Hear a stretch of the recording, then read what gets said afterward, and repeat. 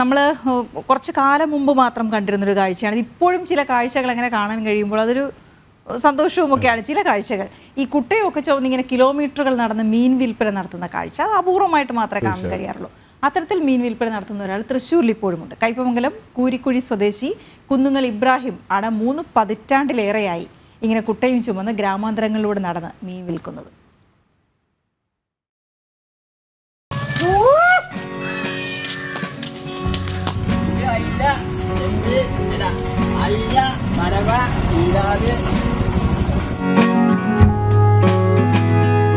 ഇബ്രാഹിമിന് ഇപ്പോൾ വയസ്സ് 68ആയി.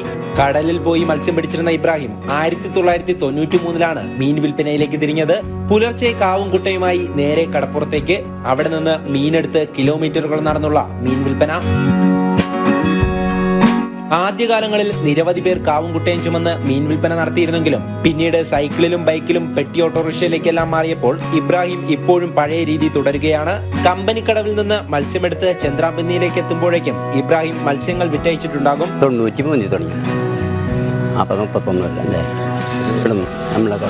കമ്പനി കടവ് വിറ്റ് പോകുമ്പോ ഒരു 5 പറഞ്ഞില്ല ചന്ദ്രാബിന്നി ലാസ്റ്റ് കേട്ടണോ ചന്ദ്രാബിന്നി.